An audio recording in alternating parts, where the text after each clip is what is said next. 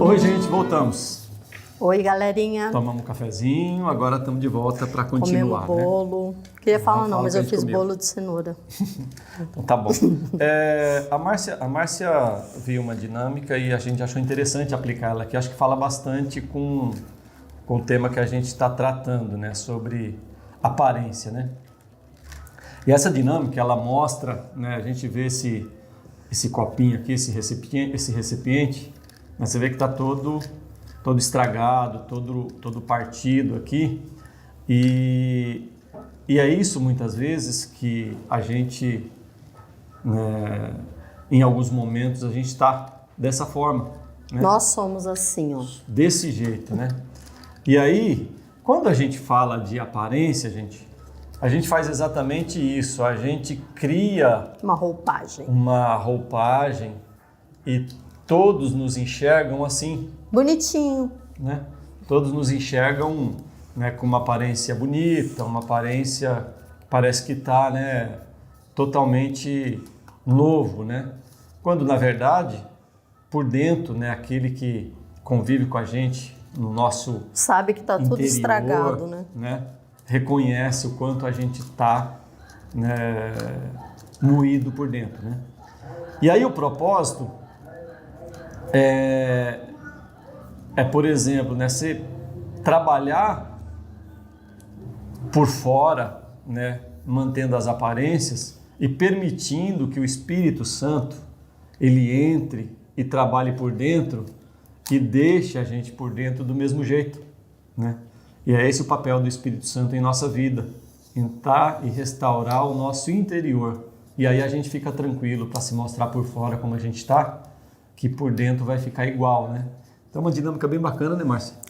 Ela assim, a aparência, né, vai permanecer, né, aqui a aparência, mas ela vai ser totalmente diferente quando o Espírito Santo estiver em nós, né, nas nossas feridas, nas nossas dificuldades, nos nossos problemas. Então, assim, nós vamos ter aparência, mas uma aparência verdadeira. Não vai ser algo que nós vamos estar escondendo, né? Com uma roupagem simplesmente. Nós vamos permanecer com essa aparência, com as nossas dificuldades, mas com o Espírito Santo cobrindo todas elas. Cobrindo todas elas e nos mostrando onde devemos acertar, onde devemos, né, mexer e deixar Deus fazer, né? Deus mexer para que realmente haja uma aparência verdadeira, né? Transformação. Aí, né, no vídeo anterior, a gente estava tratando, né, dizendo a respeito da luta, né, que é para a gente ser o verdadeiro, né? Aí eu estava até comentando, né, poxa, e agora eu vou ser o bambambam, né? Eu sou o cara que vai mostrar o que eu sou dentro de casa, lá fora também, na igreja, no trabalho, né? Então, se eu tenho o meu lado negativo, o meu lado estúpido, o meu lado, né, que não agrada, eu preciso ser uma pessoa verdadeira, eu não vou mais ter aparência e vou ser desse jeito. E aí é um assunto legal também. Qual é o propósito aqui? O propósito é, quando a Márcia contou lá aquela história do marido pastor e que a mulher queria ir para a igreja conviver com ele, então o propósito é, a minha luta não é ser o verdadeiro eu que não agrada ou que não traz alegria para dentro de casa. A minha luta é eu ser o que eu aparento ser.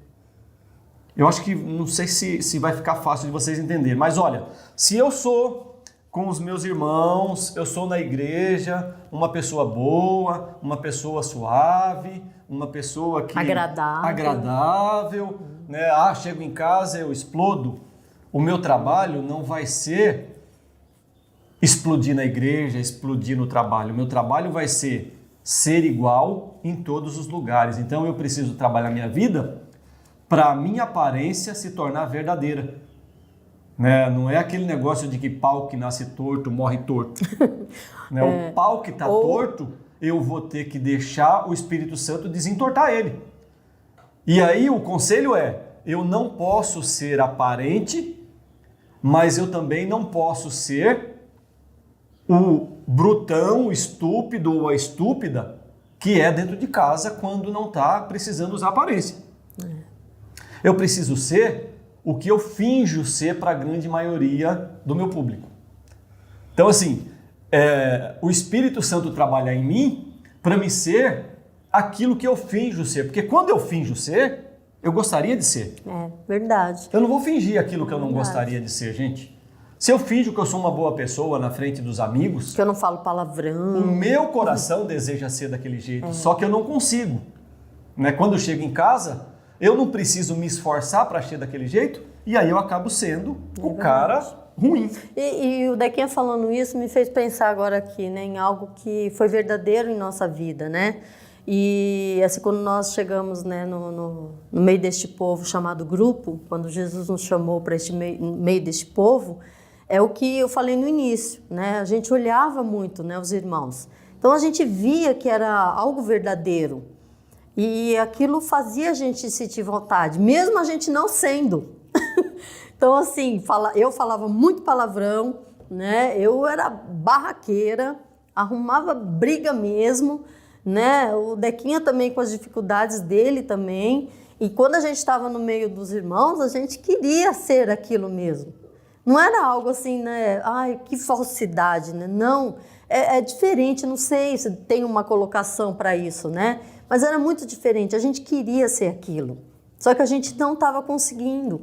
Foi quando realmente, né, nós começamos a ser trabalhados pelo Espírito Santo. O Espírito né? Santo começou a mostrar para nós que era possível. E ele foi mostrando para nós, através dos irmãos, através da palavra de Deus, o que a gente ouvia das ministrações, e a gente falava, puxa, dá para a gente ser assim, né? E aí, foi o que aconteceu. Estamos aprendendo. Uma outra coisa que eu estava conversando com a Márcia, que também preocupa a gente e deixa a gente, puxa vida, né? É lógico que isso... muitas vezes a gente até pode ter uns flashes na nossa cabeça e tudo mais, mas é importante a gente falar sobre isso, né? Por exemplo, se perguntar para 100% dos irmãos que estão conosco, caminhando com a gente, você quer deixar Deus ou você quer abandonar, né, Cristo? Eu tenho certeza absoluta que a resposta e a certeza no coração é que não, eu não quero, né? Mas o que é preocupante se você hoje tiver um problema dentro da igreja, você não tem, não pondera de jeito nenhum em tratar como se estivesse tratando com Cristo. Olha, eu não quero abandonar Cristo. E aí você olhar e falar, olha, eu não quero abandonar a igreja, eu não quero abandonar os meus irmãos, né, porque são importantes para mim. Hoje, por qualquer coisinha, você pensa facilmente olha, eu vou mudar de igreja. Né? Ou seja, os irmãos que convivem, os irmãos que estão junto conosco, eles já não têm mais as mesmas importâncias que tinha outrora. Né? E eu estou falando dos momentos mais atuais, tá, gente? E é que a gente precisa estar preocupado. Estamos vivendo num momento aí, né, inédito, né, com todas essas coisas acontecendo de pandemia e tudo mais, mas isso já vinha, né, aos poucos acontecendo com nossas vidas. O que eu quero dizer é que se a gente não, né, retroceder nisso e achar o seguinte, olha, né, eu não quero abandonar a minha fé, eu não quero abandonar, né, a caminhada para o reino, mas eu não quero abandonar a minha igreja, eu não quero abandonar os meus irmãos, porque se isso virar algo menos importante para mim, daqui a pouco, se a minha esposa não agrada, o pensamento pode ser direcionado ao casamento. Eu não quero abandonar Cristo, mas o meu casamento já não é mais passivo de paciência da minha parte. Eu já posso abandonar. Então assim, né, o cuidado que a gente precisa ter e refletir, olha, né, meu irmão, ele tem uma importância muito grande para mim, né? A igreja que eu convivo, ela tem seus defeitos, tem suas dificuldades, mas olha, ela tem muito mais importância do que defeito. E eu vou trabalhar isso na minha vida, eu vou superar isso, né? Isso faz parte também, gente, da questão de trabalhar o que talvez seja aparência, mas dentro de mim não é verdadeiro, né? Eu preciso fazer com que o Espírito Santo tenha a oportunidade de trabalhar em mim isso, né, Márcia? Então foi um ponto aqui que eu achei importante a gente comentar. Tem uma passagem bíblica que está em Hebreus 10, se encaixa bem no que a gente está falando, né? E aí a gente vai ler aos poucos, vai ler o 22, né? Hebreus 10, vai ler o 22, eu vou comentar um pouquinho, depois a gente lê o 23, eu comento um pouquinho, o 24 e o 25, e aí a gente fecha no 25. Assim, aproximemo-nos de Deus com um coração sincero e com plena convicção de fé, tendo os corações aspergidos para nos purificar de uma consciência culpada e os nossos corpos lavados com água pura. Esse é o 22. É. Então, assim, está dizendo o seguinte, olha, né? Eu preciso ter, né, essa convicção, né, da esperança, a convicção da fé, né, e a certeza de que quando eu me entrego, né, a essa fé, né, a essa convicção, vai ter uma transformação em minha vida, né? Vai ter essa purificação, essa lavagem, né, que ele diz com água, aquilo que não está bem em mim. Então o 22 ele diz, olha, né, a minha esperança, a minha fé, ela está direcionada, a minha convicção é para o reino de Deus. Então eu preciso fazer o quê? Eu preciso trabalhar em mim aquilo que me prejudica nessa caminhada. Então esse versículo fala um pouquinho a respeito disso, né, Mar? E aí a gente vai para o 23. Apeguemo-nos com firmeza à esperança que professamos, pois aquele que prometeu é fiel. Então, assim, prossigamos, né? Prosseguir para essa caminhada, né? O reino de Deus nos espera. E a gente quer chegar no reino de Deus vivendo todo esse momento com muita alegria e sabendo que esse reino está à nossa espera. E sabendo que a gente está transitando aqui e a gente vai ter muitas alegrias, não precisamos ser só tristezas, a gente vai ter muitas alegrias e que podem ser compartilhadas lá. Olha, né? Puxa, vivi um casamento bom, vivi um casamento alegre, né? Outro dia eu estava vendo uma história sobre o ateu e o cristão. Aí o ateu estava falando, que desperdício, né? Você pegar a tua vida e ficar na igreja, e ficar isso, ficar aquilo. Aí o cristão falou, olha, né? Se eu chegar lá no fim e Cristo não voltar, eu creio que ele volta. Mas se ele não voltar conforme você está falando, ainda assim eu tirei muito proveito da minha vida. Porque eu vivi uma vida boa, uma vida saudável, uma vida de alegria. O final para mim, né, é lógico que a minha esperança está lá no reino, mas ainda assim eu tive uma vida tirou proveito, gostosa os benefícios, de se viver. né? Gostosa, o 24, Mar. E consideremos uns aos outros para nos incentivarmos ao amor e às boas obras. Então, assim, animar uns aos outros, né? Incentivar uns aos outros. Está falando, gente, aqui de necessidade de estarmos juntos, compartilhando as nossas dificuldades, as nossas alegrias. Incentivar quer dizer o quê? Olha, né? Eu estou pegando meu irmão que está ali meio, né, cabisbaixo, meio ruim. Eu estou pegando ele, trazendo ele para o lado animado, para o lado, né? Olha, né? Vem comigo, né? Seja... bom, vamos continuar. Né? Persevera nisso, vamos fazer. Então está dizendo o seguinte, olha, precisamos dos irmãos para nos animar e nos encorajar. E por fim o 25. Não deixemos de reunir-nos como igreja, segundo o costume de alguns, mas procuremo-nos encorajar-nos uns aos outros, ainda mais quando vocês veem que se aproxima o dia. Numa passagem que eu li, está dizendo o seguinte, olha, congregar e admoestar. Admoestar. Congregar, gente, a gente acabou de falar, olha, como eu preciso da igreja, como eu preciso estar junto com os irmãos. Ainda que numa reunião virtual, ainda que vivendo esse momento, mas olha... Como é bom estar junto com os irmãos, né? Como é bom, né, a gente falar da mesma fé, compartilhar aquilo que a gente acha, aquilo que a gente tem. É muito bom isso. E Paulo está dizendo a mesma coisa aqui. Olha, gente, né? É importante congregar. Admoestar, eu peguei na minha versão e eu até peguei o significado. Admoestar está dizendo o seguinte, olha, né? Corrigir comportamentos inconvenientes. Gente...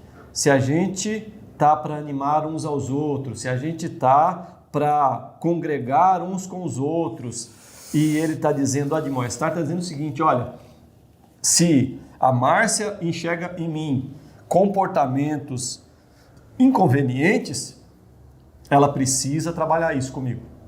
Se eu enxergo um comportamento inconveniente na Márcia, ou em você que é meu irmão, o meu papel, a minha obrigação é chegar e, olha, eu preciso tratar contigo sobre esse comportamento inconveniente. Nós tivemos essa ajuda, né, no caminhar. Nós fomos tratados e a gente, na verdade, assim, tudo que a gente tem trazido para os irmãos aqui, nós vivemos. A gente vive e não é fácil, é uma luta.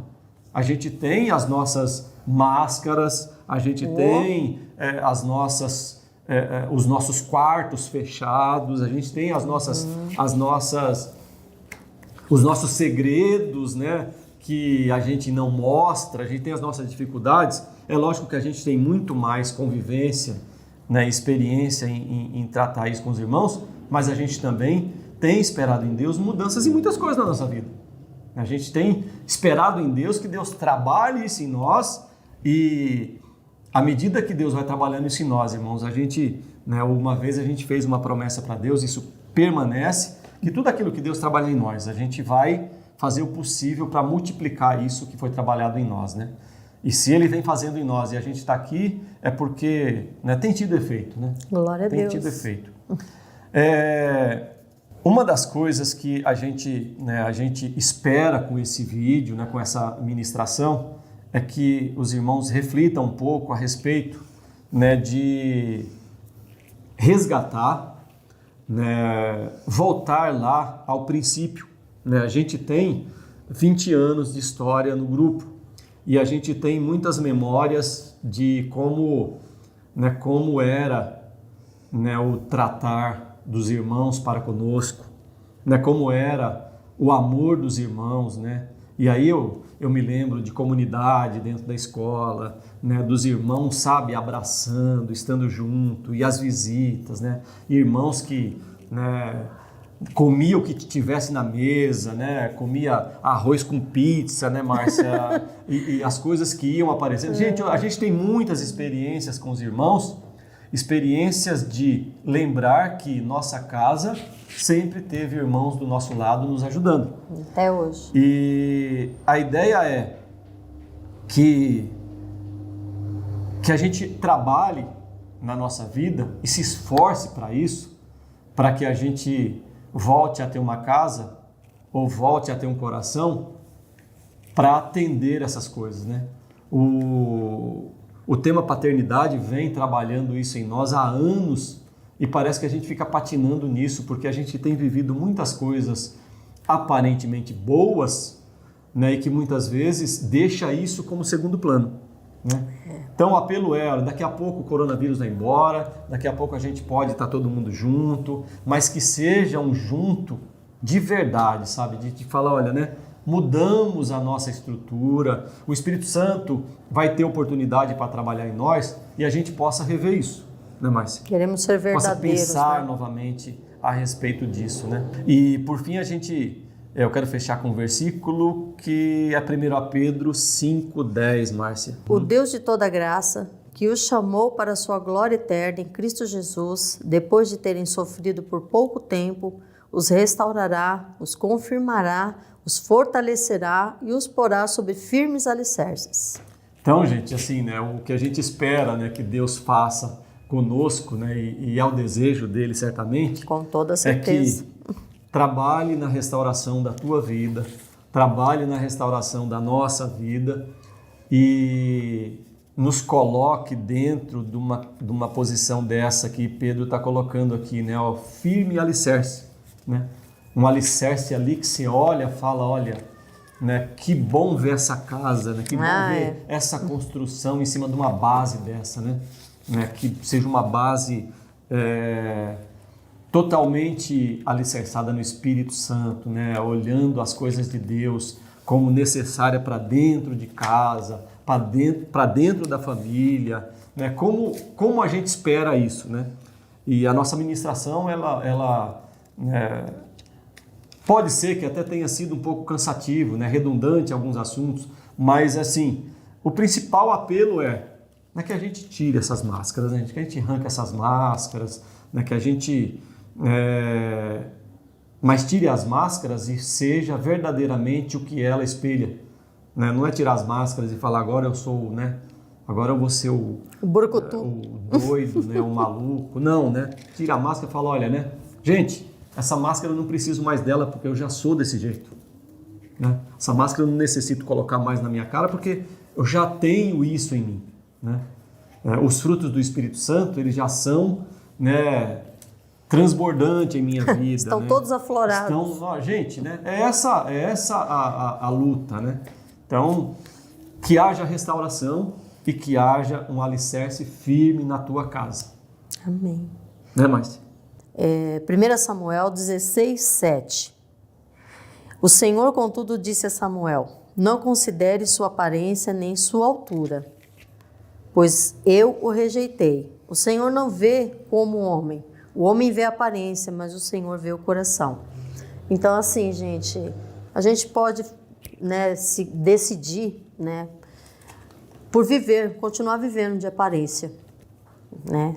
Mas fique sabendo que você pode continuar vivendo sua vida de aparência, né, o seu casamento de aparência, mas Deus sabe quem você é, porque Ele não vê a aparência só, Ele vê o nosso coração. Então, que esse versículo possa ficar, né, latente em nós, né, e que ele possa realmente fazer uma mudança bem grande, sabe? Quando nós pararmos para pensar que Deus vê o nosso coração. Não só a nossa aparência, mas o nosso coração.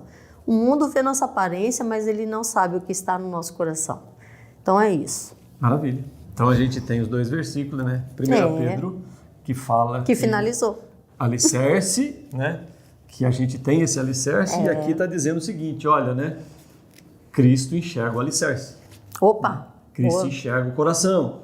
Cristo enxerga aquilo que está dentro de nós. Então, que haja essa transformação em nossas vidas. Amados, muito obrigado, né, por estar nos assistindo.